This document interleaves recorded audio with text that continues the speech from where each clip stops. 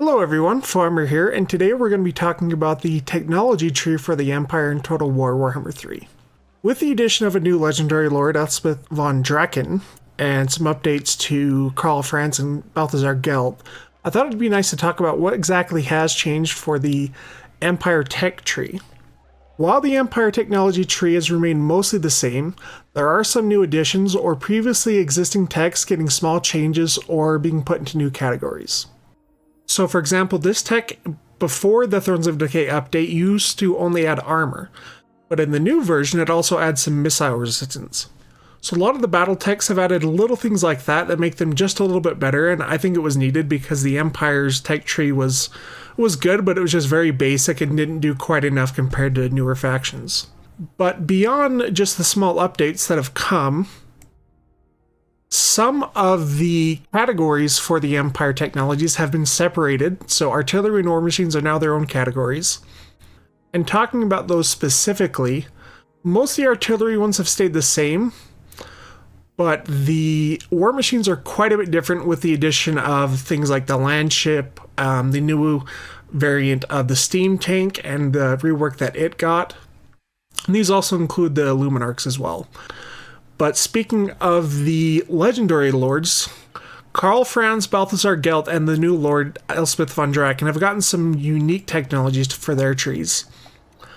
For Karl Franz, for example, we have the Conclave of Light, which in the previous version, the previous version, it only allowed you to interact with Elector counts, provinces, and factions, whereas now, if you get this technology, it allows you to use that influence type mechanic that the High Elves have to increase relations or decrease relations between basically all of the Order factions, so that the Empire, High Elves, Kislev, Bretonnia, and such. It doesn't include the Lizardmen for some reason. For the Emperor's Decrees, we can look at some of these, like for example, you can get some recruitment bonuses, you can give an army experience, you can give population surplus to a region, which is actually really, really good. But when we go to the upgraded versions after you get this technology, which does cost prestige, they all get significantly better effects. So now that we've got these technologies upgraded, let's actually look and see what they do now. So for the Emperor's Decrees, this one has doubled our local recruitment capacity. This is double the amount of experience you can give an army. You get 2 population surplus instead of 1, so that's really good at building empires pretty quickly. And importantly for the Unify option, which normally lets you confederate a maxed fealty empire faction, now you can just confederate any empire faction, which is really, really good because it doesn't need to worry about diplomacy. But overall, it makes these Emperor's Decrees really, really good. Like, you can instantly recruit 2 turns of recruitment. Like, that's really, really, really good to build a good army very quickly. And talking about the other legendary lords that were most affected with this patch, we're going to talk about the new lord Elspeth Von Draken and Balthasar Gelt. And this is primarily because they either start in the Empire or can return to the Empire. And something that's unique to them is they can actually gain the ability to recruit Elector count state troops like Karl Franz does, but they have to get these technologies researched first. So as we look at Balthasar Gelt, along with his update where he now starts in Cathay, he got a unique mechanic that revolves around the colleges of magic, where he can recruit wizards and do some unique actions with them.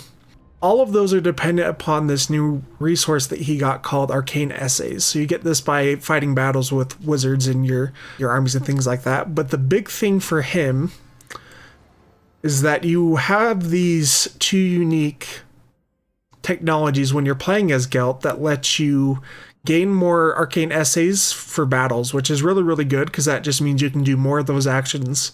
And the second one actually increases the number of uses for Cataclysm spells that you can use with his unique mechanics that were previously only available in the Realms of Chaos campaigns.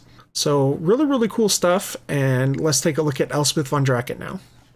So as we talked about with Gelt, Elspeth Von Draken has access to a unique resource called Schematics that is used to upgrade Empire gunpowder units and artillery and war machines. So talking of Elspeth, the first technology you want to go for in this updated tech tree for her specifically is this called Advisor to Null, where you will gain 15% more schematics from battles, which is a huge jump because you're going to be using those a lot to upgrade your artillery, your gunpowder, or your war machines. And it is also going to help with your recruitment of your amethyst units, which are expensive to recruit. But they also help with her other secondary mechanic called the Gardens of Moor that allow her to fast travel. So this one's pretty good. I wouldn't go for it at the start since you're not going to use the gardens very often, at least at the start. But it does reduce the cost of fast travel for her, which can be really, really good. And then this other unique technology for her just gives you vision of the Empire's capitals.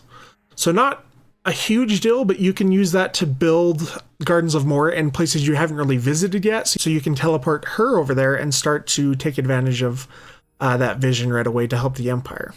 So I hope you've enjoyed taking a look at these updated tech trees and those that are specific to Karl Franz, Balthasar Gelt, and Elspeth Von Draken. I'm Warhammer, and I'll see you guys next time.